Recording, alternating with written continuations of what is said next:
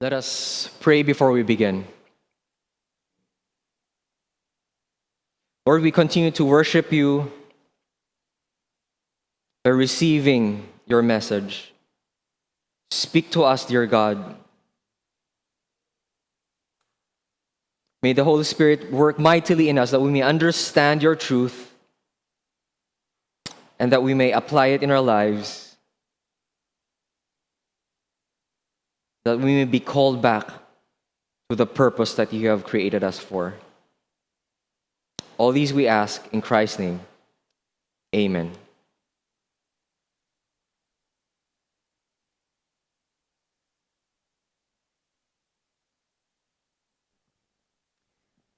I will be flashing a few pictures here and hulaan nyo kung familiar ba itong mga pictures na to sa inyo. Alam nyo ano yan? Chainsaw. Alam niyo yung chainsaw? Right? But did you know in the 1780s, yung mga doctors during the 1780s, they needed something, kailangan nila ng isang tool para sa isang procedure called, I'll try to pronounce this, symphysiotomy. Narinig niyo ba yung procedure na to? This procedure, although slightly outdated, is to widen the pelvis of the mother during childbirth. So sa mga baby na medyo malaki, itong tool na to, hindi ko alam paano nila ginagamit, no? Pero para lumuwag konti ang kanilang pelvis. Two Scottish doctors created this hand-cranked chainsaw for this specific purpose. Kaya lang, the design evolved when loggers, yung mga nagpuputol ng puno, they spotted its potential for cutting trees. So itong medical tool na to later on transformed into a tool that we know today to cut trees. And this revolutionized the logging industry. That's chainsaw. Ito, familiar ba sa inyo to? Familiar? Yung ba sa atin, favorite drink nila to, no? Coke. Pharmacist John Pemberton created Coca-Cola in 1885. The reason why he created itong drink na to, because he designed this drink as an alternative for morphine addiction and general nerve problems. Because during that time, siguro as anesthesia, they used morphine. Alam niyo yung morphine? Yung pag in-inject, instantly you will feel good. Kaya lang nakaka-addict yun. No? So, pharmacist John Pemberton created Coke specifically for this purpose. His original formula contained cocaine and other nuts. No? But after several ownership changes, itong recipe niya, they removed cocaine and it became one of the most popular drinks around the world. Coke. No? Nag-iba yung purpose niya. Ito, familiar ba kayo? Yung hawak ng mga babae. Styro. Ray McIntyre attempted to make a flexible insulator, electrical insulation, by combining mga different chemicals with air. Instead, dapat insulator siya, but instead, he created a lightweight material made of 95% air. Kaya pala magaan na ang styro kasi 95% air siya. While it failed, hindi siya naging electrical insulator, but later on, styrofoam became an excellent thermal insulation. Naging insulation siya. And later on, people use it for food containers and building materials. And the accidental invention revolutionized packaging and construction industries around the world. Ito, lastly. Alam niyo ano yan? Familiar? Bubble wrap. It's bubble wrap.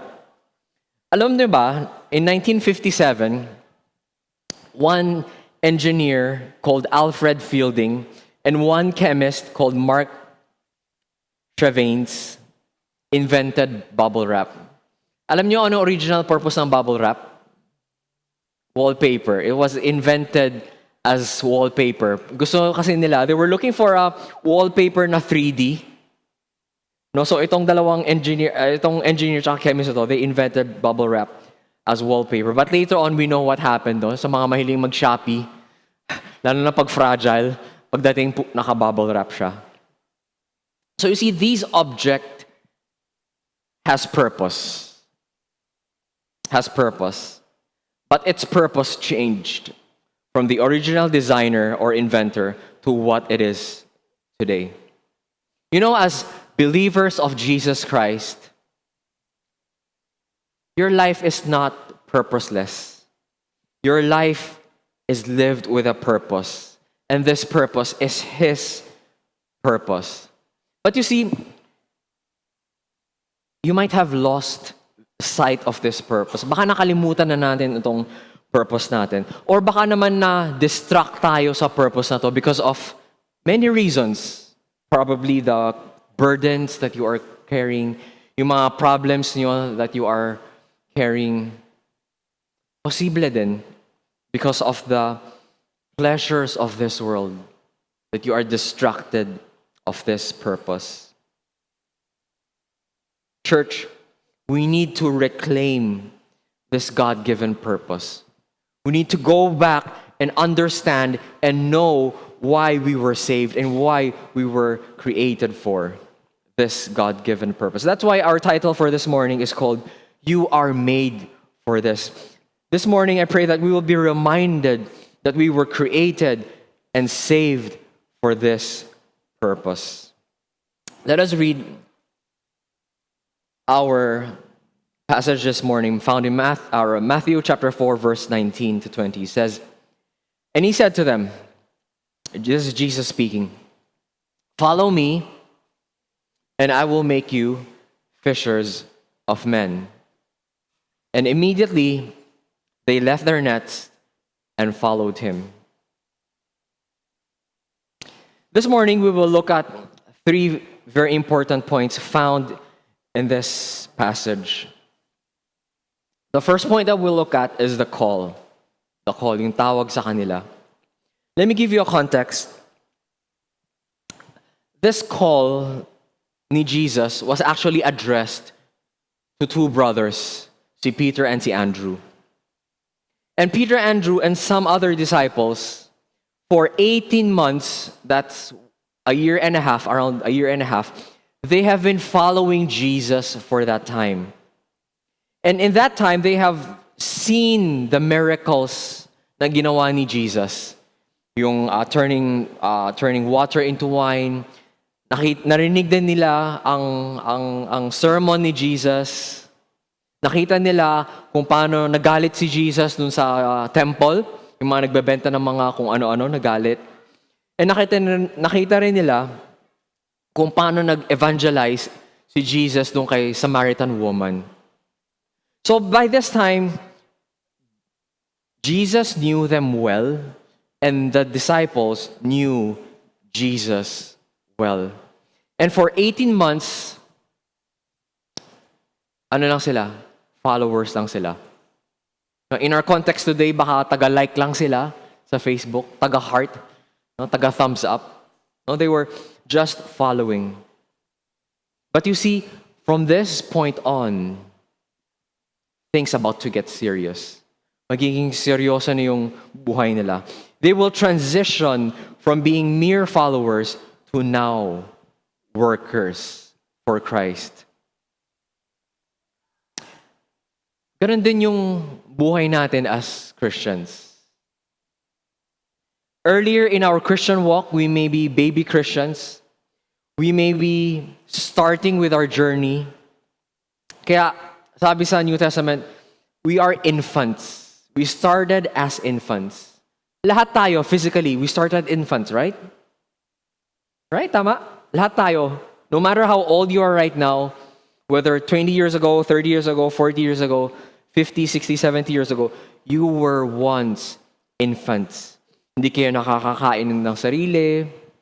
Hindi nyo kaya magbihis ng sarili. Hindi nyo naiintindihan yung mga sinasabi ng matatanda because you were once babies.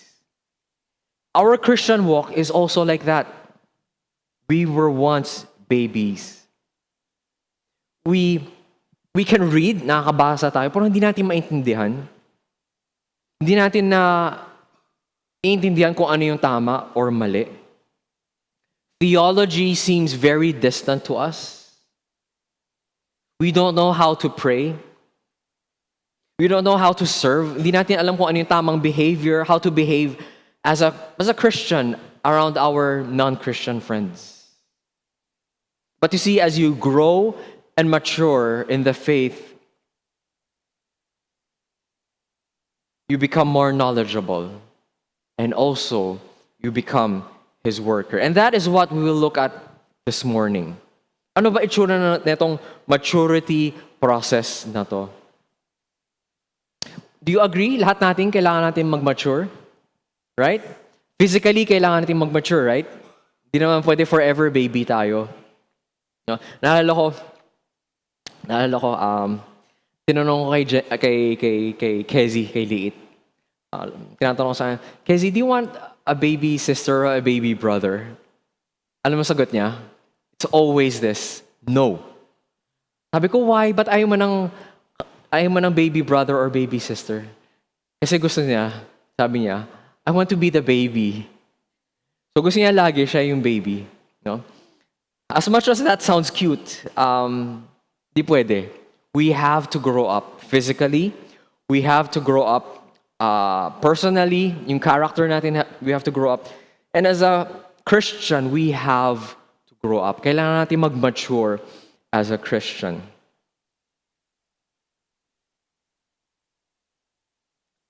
But you see, the call to maturity is not to do better. The call to become a mature Christian is not to do better. Notice dun sa sinabi ni Jesus kanina, Jesus did not say, try harder. Jesus did not say, push harder, or do much better, or become better. Lala ko, push harder. Every morning, kami ni AJ, Jendel, China, and some other people, every morning may exercise kami. And lagi ko sila encourage, try harder, push harder, make more reps, do more reps. And effective yun sa exercise. In fact, si Jendel nga, when she started, 2.5 kilos lang. Ngayon, she's able to lift 6 kilos. No? So she's getting better, she's getting stronger. Kaya lang, sa Christian life natin, Jesus did not call us to push harder or try harder. Jesus said, follow me. Follow me. Sumunod kayo sa akin. In the original language, this is an imperative, meaning this is a command. Hindi siya suggestion. Suggestion na, sige, baka gusto niyo sumunod sa akin. Sumunod kayo sa amin kung may time ka. It's not like that. This is a command. This is an imperative. Jesus said, you two, follow me immediately. Immediately. What this means is that Jesus is commanding us to have a radical orientation of our life priorities. A radical orientation of our life priorities. Nangangahulugan ito na radical na pagbabago ng mga prioridad natin sa buhay. And to see what that looks like in action, let's look at the next verse. Matthew 4:20. Immediately, they, meaning Andrew and Peter, they left their nets and they followed him. They were probably still holding onto their nets. They were probably still counting their fish. Laki na kikitain ko na yun, dami ko nang nahuling isda. But when Jesus called them, they immediately left their nets. They left their careers to follow Jesus. Here's the point. Here's the point. Jesus is not saying to leave your careers, okay? That's not the point. But the point is this. It's not what you do, but who you are doing it for. Okay? Ang punto dito ay hindi kung ano ang mga ginagawa mo, kundi para kanino mo ito ginagawa. You see, that makes a difference, right? It's not exactly about what you do, but who are you doing it for? You see, Jesus is not calling everyone to become full-time pastors or become full-time church workers or full-time Sunday school teachers. But He's calling you to do what you do today for Him.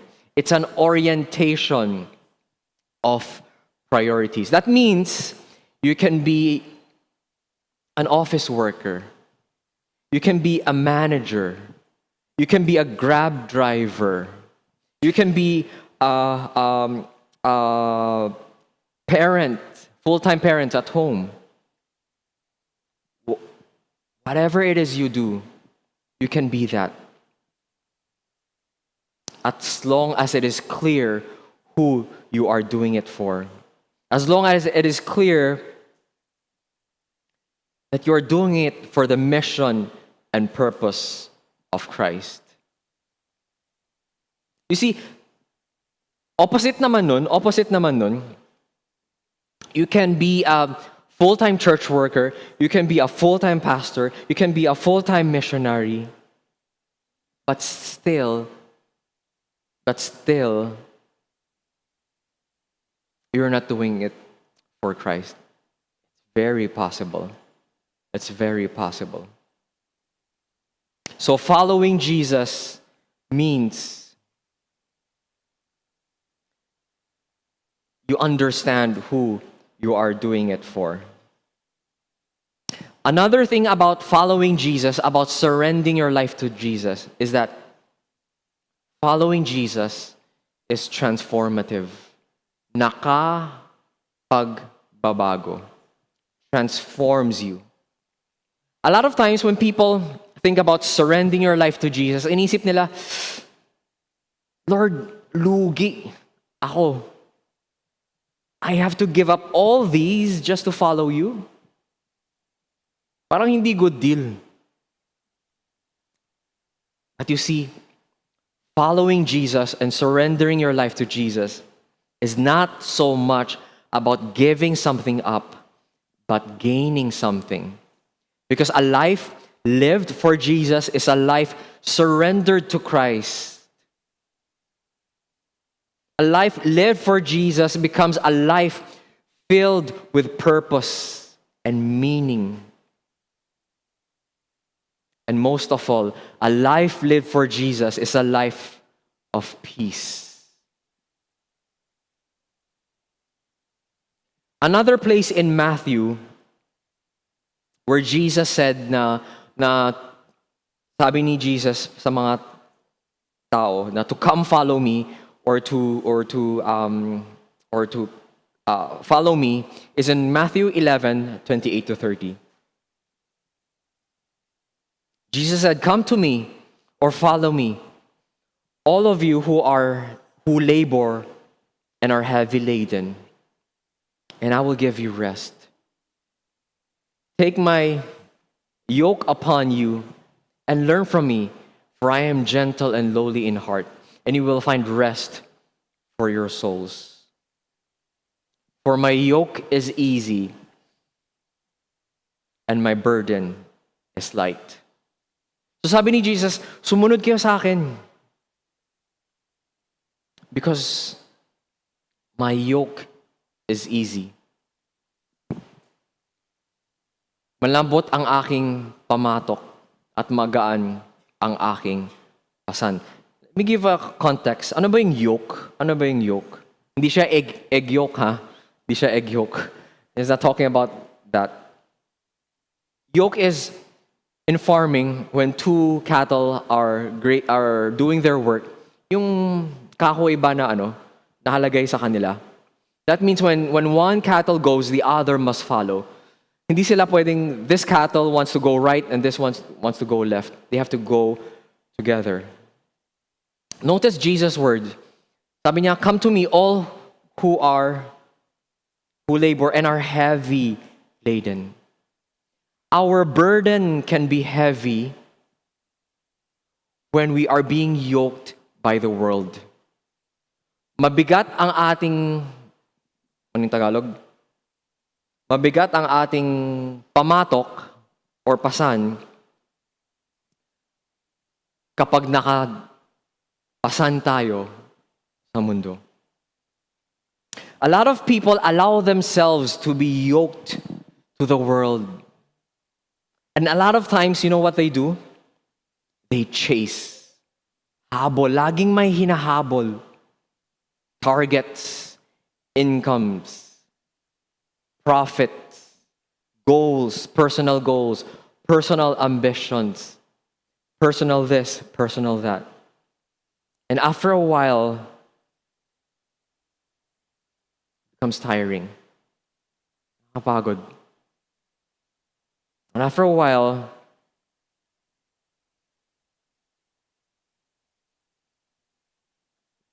they lose that sense of purpose and meaning. But you see, Jesus said, instead of putting your yoke on the world, imbes na lagay niyo yung pamatok sa mundo, be yoked to me, Jesus said. Put your yoke on me. What is the result? You will find rest. Rest. It is resting because you were following the giver of life. Being yoked to Jesus is resting because you're following the one who gives you meaning and purpose.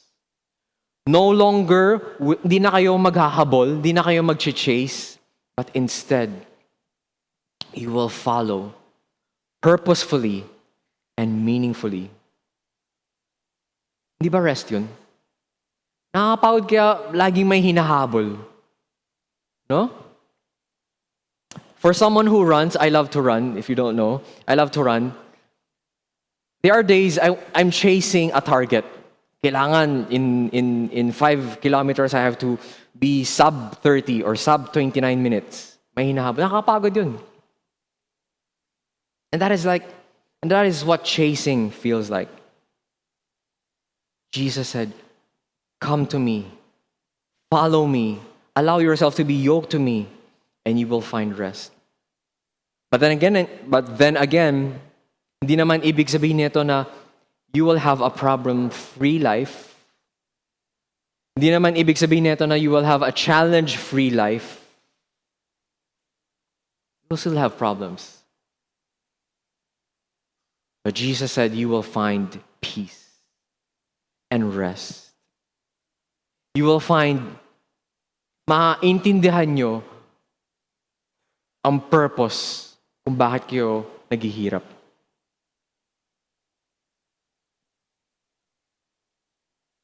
So ito yung tanong. This is question. Who are you living for? Para kanino kayo nabubuhay? And who are you following? Kanino kayo sumusunod? Or saan kayo sumusunod? Who are you living for? And who are you following? I pray that from today onward, you will follow Jesus. So the call is to follow Jesus. Secondly, let's look at the transformation. Matthew 4:19, sabi ni Jesus, follow me and I will make you fishers of men. So after following Jesus, you will have a radical orientation ng priority nyo. God will do something in your life. May gagawin si Jesus sa buhay mo. And He will slowly begin to transform you. Notice again, Jesus did not say, sumunod kayo sa akin and figure it out yourselves. Kayo na bahala. Or follow me and then go to seminary, get a degree, and then maybe maging ready ka. Jesus said instead, follow me and I will make you. Sumunod kayo sa akin at gagawin ko kayong. That means there will be a transformation. There will be a change in your life. And that means Jesus will slowly build your life. Kitang-kita natin to sa buhay ng mga disciples, right? Si Pedro, ano siya dati? Mainitan ng ulo, impulsive. No? Nung may mag-aresto kay Jesus, anong ginawa ni Peter? Kumuha siya ng dagger. Hiniwa niya yung tenga nung mag-a-arrest sa kanya. Naisip ko lang, no, last week, kung nandun si Peter siguro sa arrest ni Bato, ni Senator Bato, siguro may mawawalan din ng tenga, no? Peter was impulsive. Andrew was quiet and timid. Si James and John, they were hot-tempered. In fact, Jesus called them, alam mo ano tawag ni Jesus sa kanila, kay James and John? Sons of thunder. Anak ng kulog. Sino ba matawag na ganun? Kasi ano kayo? May ingay kayo? Sons of thunder. You see, in those 3 years, the disciples did not look like natural workers. They did not look like natural na evangelists. Ang dami nilang problema. Ang dami nilang problema. Parang tayo, no? Parang tayo, dami nating problema. But you see, Jesus did not call the qualified, but He qualified the call. Hindi tinawag ni Jesus ang mga karapat-dapat. Ginawa niyang karapat-dapat ang mga tinawag niya. You see the difference? Jesus did not call you to serve Him and to become fishers of men, not because magaling kayo or magaling kayo magsalita or malakas kayo or may college degree kayo. It's not that. Jesus called you because He was the one who qualified you. You may feel inadequate to serve. Baka nafe-feel nyo parang, Lord, parang hindi ako karapat-dapat na iserve ka. Dami kong pagkukulang, dami kong weaknesses. Hindi ako marunong neto, hindi ako marunong kung that. That is true. Marami pa tayong hindi alam. But you see, if you are focused only on your own skills and your own merits, you will never be good enough. I'm not like this, I'm not like that. But if you allow Christ to qualify you, to give you a change from the inside out, you will understand that it is Jesus, the Lord, who is qualifying you. Last Saturday, we had a Discover Your Ministry Identity workshop. The purpose of this workshop is to discover the design of God. The purpose of this workshop is to discover how God has shaped you to become. Kung paano ka ginawa ni Lord upang maglingkod sa Kanya. We all have different shapes. We all have different gifts. We all have different talents, and they are all God-given. Last Saturday, we came together and discovered through mga questions and ganun pala yung design sa akin ni Lord. Ganun ako, pero hindi ako ganun. No? This is all rooted in this Bible verse. For we are His workmanship, nilikha tayo ng Diyos, created in Christ Jesus for good works, which God prepared beforehand that we should walk in them.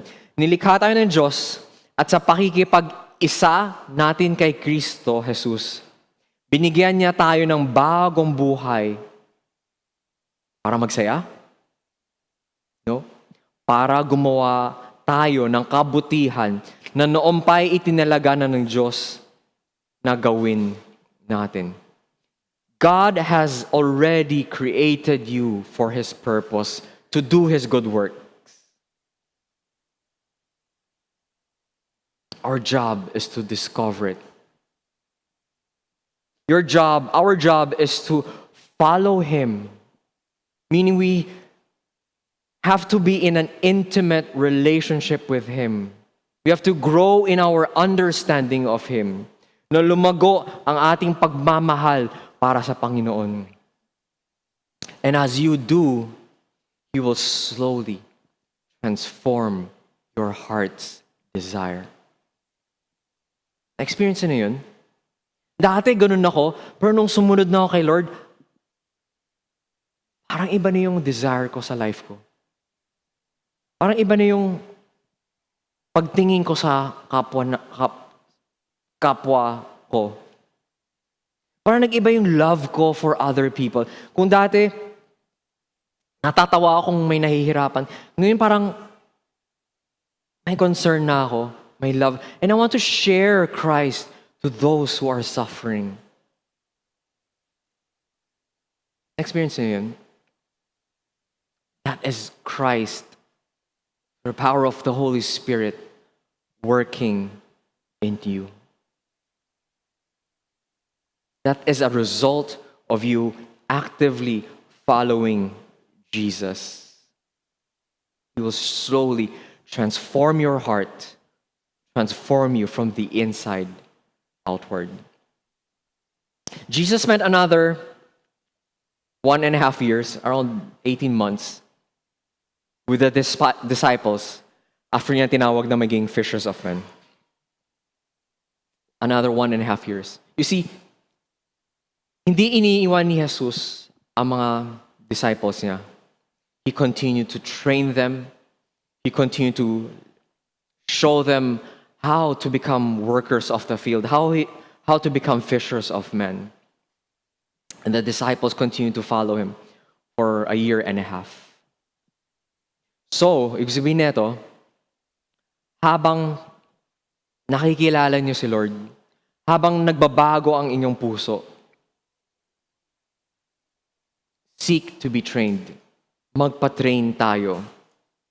Pag ready na, you will know when your heart is ready, and when you're ready, seek training. That is why mentoring is important. That is why yung mga life groups natin, very important yan. Dahil sa loob ng life group, doon natin tinetrain ang mga members natin. Dahil sa life group na yan, yung mga leaders nyo will lead you towards Jesus and train you to become disciple makers yourself, to become fishers of men yourself. MCBC in the coming years, we will conduct different trainings for you. Join them. Sumali kayo sa mga training. As the Lord continues to change you, join these trainings. Tandaan natin ang tamang sunod-sunod, ha? Let's not forget this. Tamang sunod-sunod. Follow Jesus. Sumunod kay Jesus. At babaguhin ka niya. Then go through training.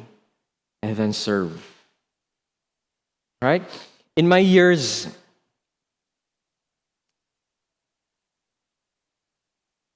as pastors, I've seen the effect kapag nagkamali tayo sa order na to. Serve muna, then train, then hopefully magbago, then hopefully sumunod kay Jesus. Doesn't work. There needs to be a change of heart first. There needs to be a transformation first from the inside. Then it will flow outside. And it will result in serving. So serving is the result of loving Christ.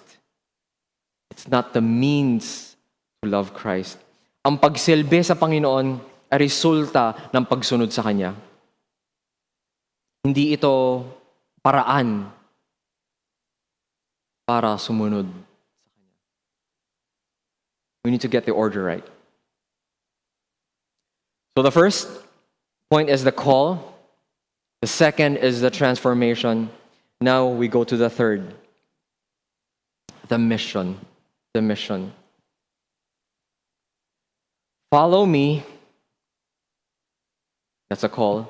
I will make you, that's a transformation, to become fishers of men. That is our mission. So after reorienting your priorities, pag nagbago na yung prioridad niya sa buhay, by following Jesus, babaguhin tayo ni Jesus. Now you're ready for your divine call to fish for men. Peter and Andrew were fishermen. Yung career nila were fishermen. But because their priorities are now different, they are now transformed into fishers of men. Yung normal na fishing, nakakakita na ba kayo nagfi-fish? Laging kinukwento ni Pastor Brian nung nasa Zamboanga siya na libre pagkain doon. Unli. Dahil hinuhuli lang niya sa dagat. No? Tama, Pastor Brian? Normal fishing is about satisfying the stomach. Para may makain. But fishing for men is about obeying Christ. It is about leading other people to know Christ. It is about leading others to become followers of Christ so that they can live to lead others to follow Christ. When you have been transformed by Christ, He will give you a very important desire to complete a mission. And that is to see others also to come to know Christ. Intindihin natin itong imagery, itong picture ng following Jesus. Let us go to the Old Testament very quickly. Jeremiah 16, verse 14 to 16. Therefore, behold, the days are coming, declares the Lord, when it shall no longer be said, as the Lord lives, who brought up the people of Israel out of the land of Egypt, but as the Lord lives, who brought up the people out of Israel, out of the north country and out of all the countries where He had driven them. For I will bring them back to their own land that I gave to their fathers. Behold, I am sending for many fishers, declares the Lord, and they will catch them. And afterward I will send for many hunters, and they will hunt them from every mountain and every hill and of the out of the clefts of the rocks. The direct context is, in the Old Testament, God, because of the rebellion, dahil naging pasaway ang mga Israelites, God judged them by allowing their country, the Israelites, to be conquered by the Babylonians, Chaldeans, and other nations. And they were spread all over. Nagkaroon ng diaspora. It's God's judgment. Hatol ng Panginoon yun sa Old Testament sa mga Israelites. But in the New Testament, with the same imagery, scatter sila. Jesus used the same imagery naman to call them back into salvation.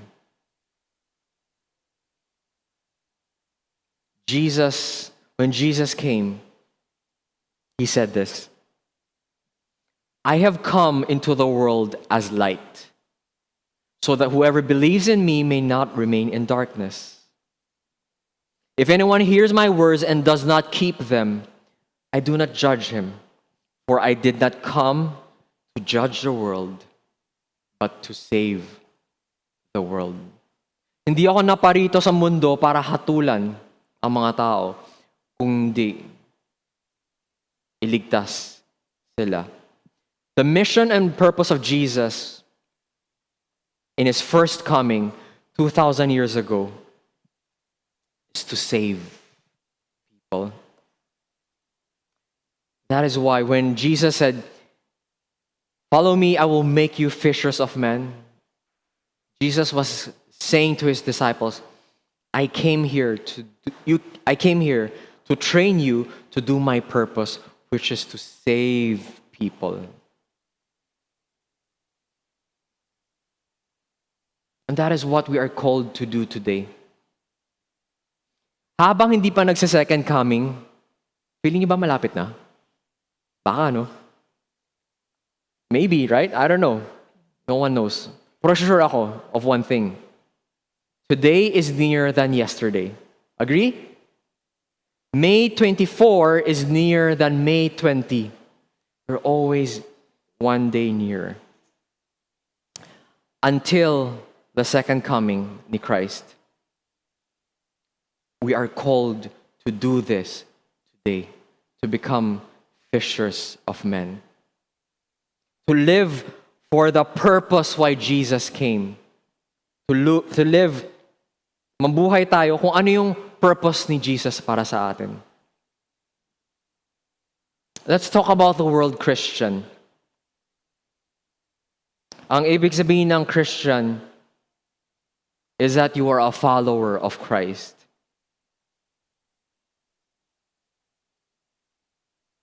That means, if you are not following Christ,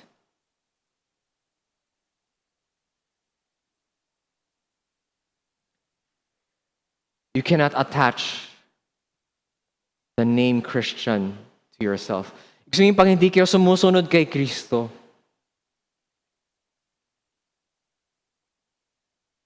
di natin pwede tawagin natin sarili natin na Kristiyano. And being a follower of Christ means his mission and purpose is my mission and purpose. It means that his character should become my character. It means that what's important to him, kung ano yung importante para kay Kristo, yun din dapat ang magiging importante para sa akin. Kaya nga Kristiyano, right? Follow him. That is what being a Christian means. It's not just coming to church on Sundays. It's part of it. That's not the whole picture of what being a Christian is. It's to follow Christ. You may have forgotten your purpose. You may have been distracted.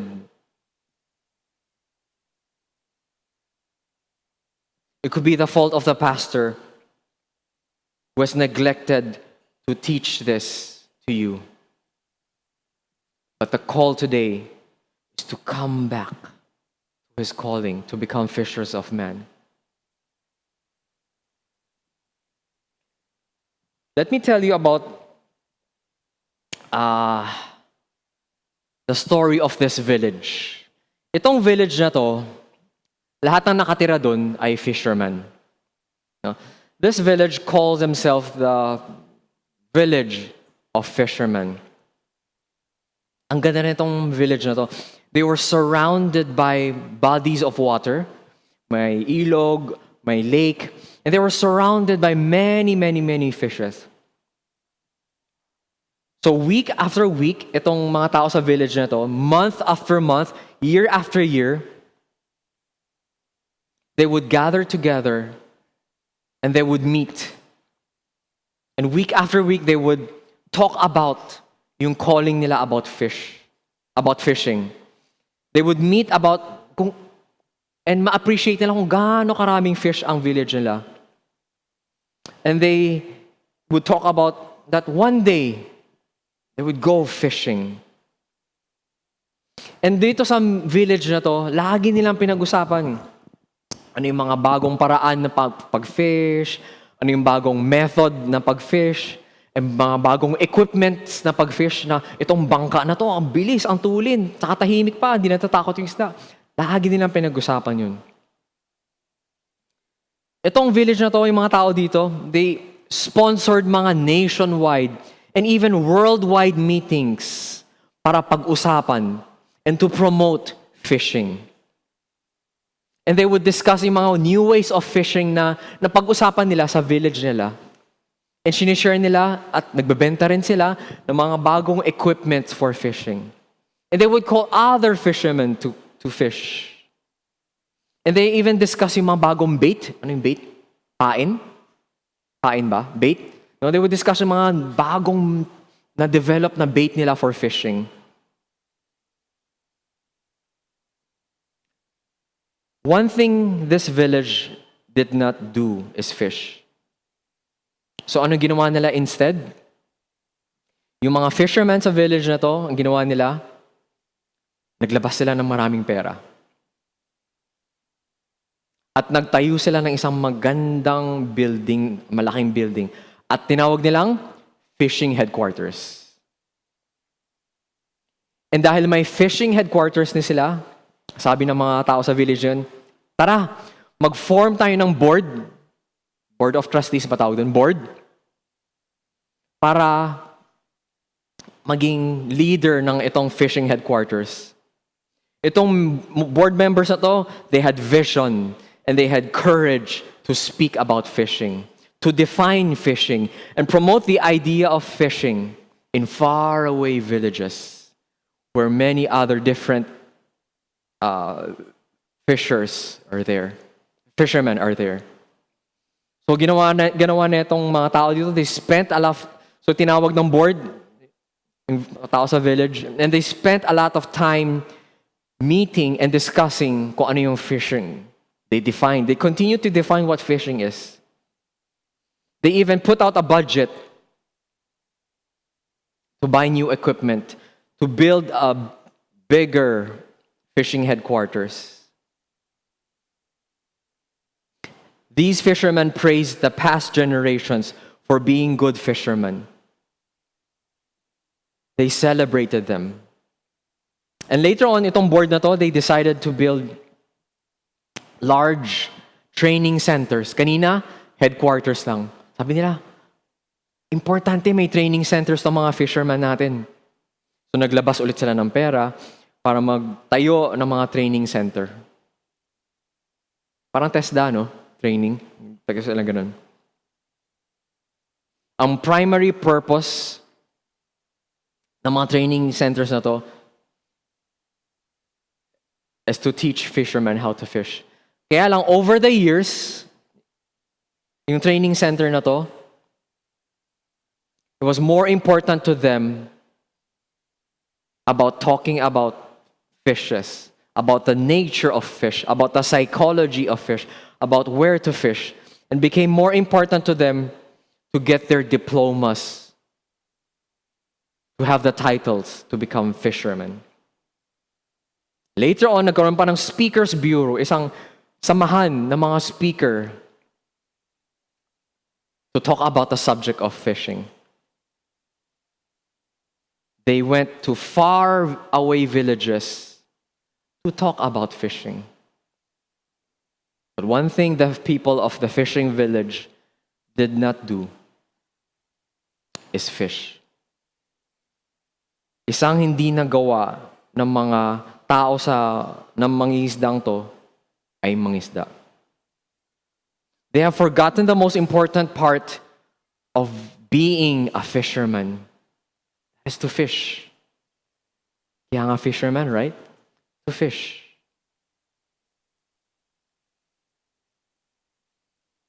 I read the story in the website of Crew. And it resonated with me. This is a reminder for us. We are created, we are made for this purpose. Jesus calls us to fish for men, not talk about fishing, not to discuss about fishing, not to discover the best way to fish, but to actually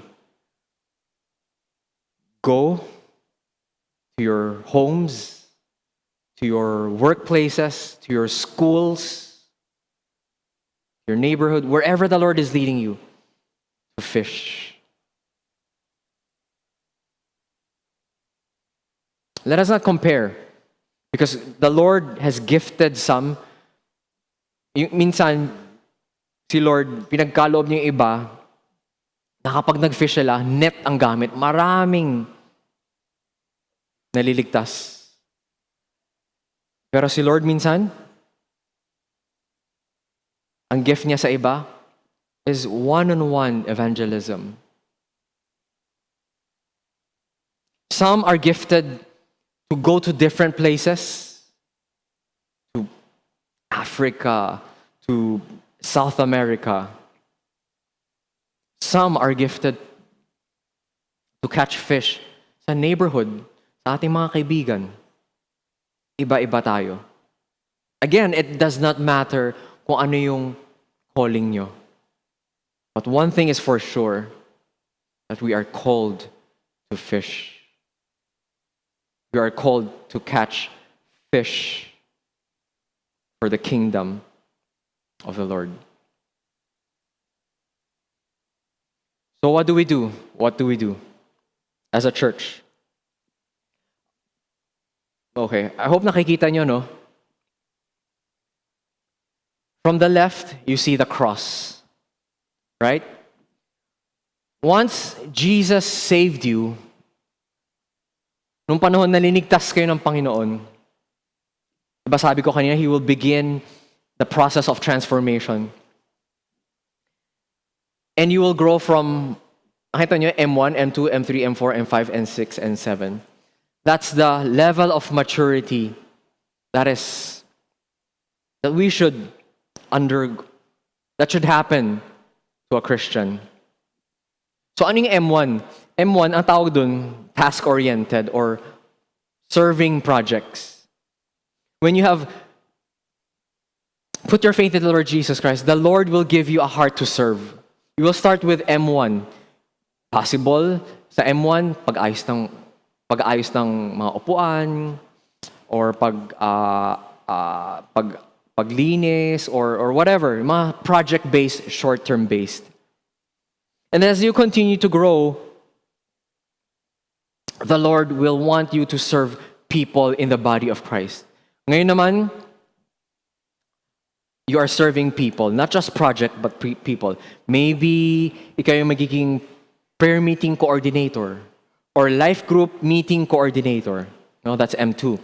And then, you will progress into evangelism projects, short-term projects.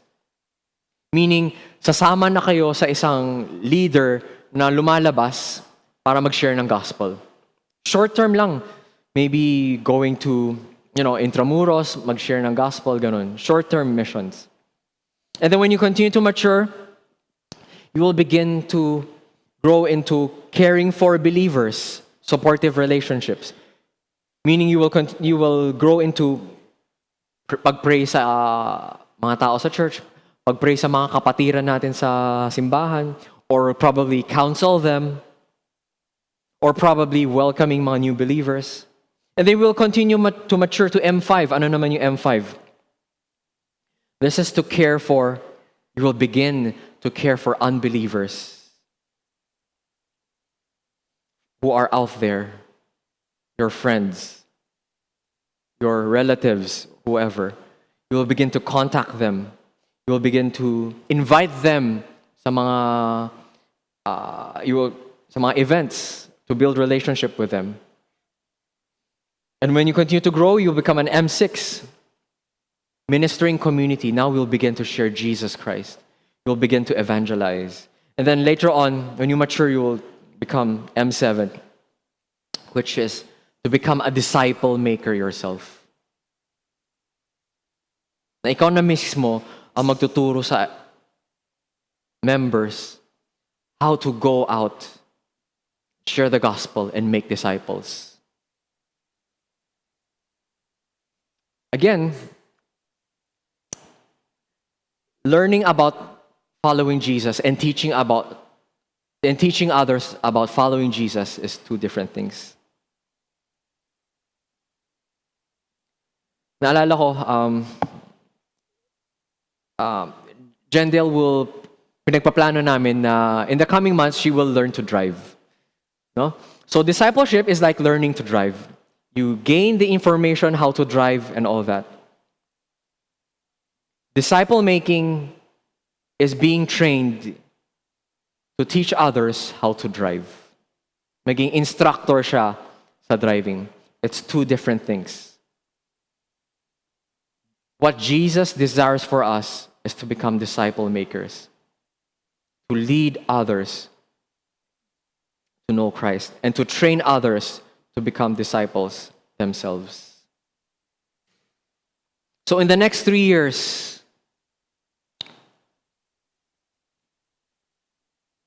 nakita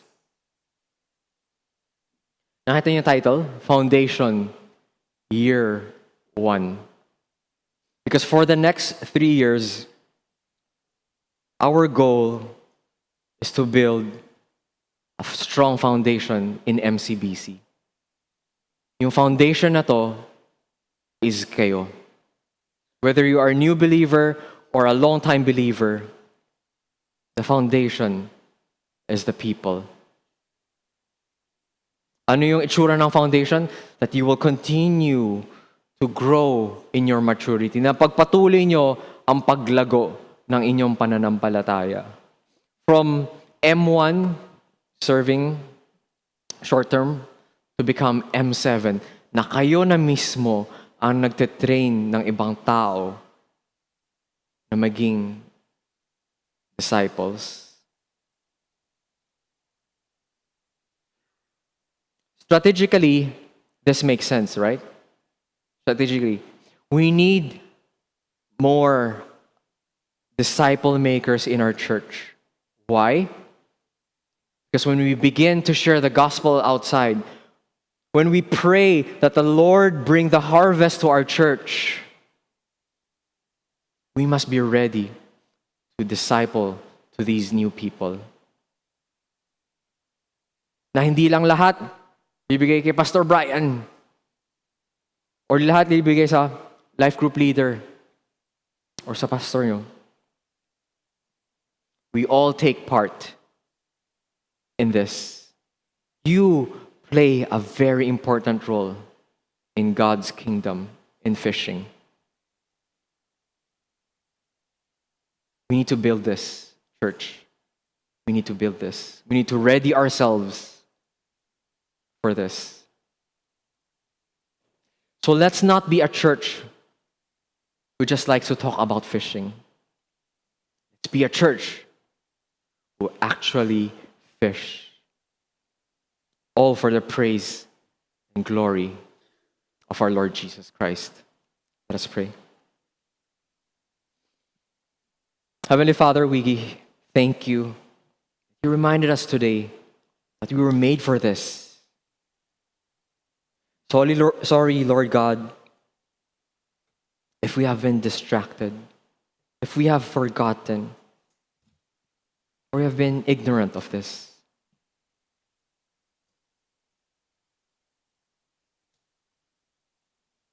But now, Lord, thank you for calling us back to this divine purpose. You made us and saved us. Lord, we pray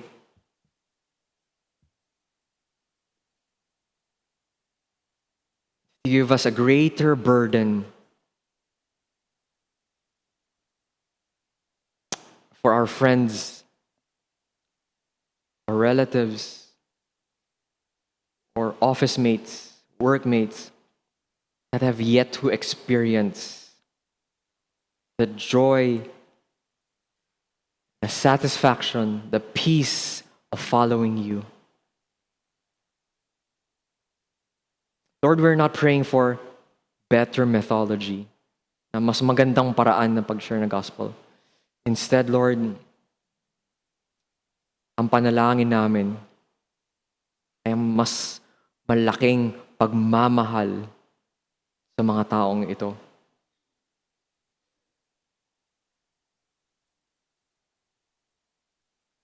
Teach us, God, to look past ourselves and to look at your purpose, your calling for us.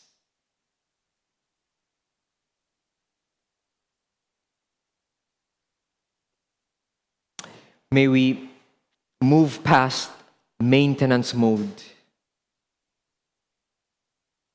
and move into action mode.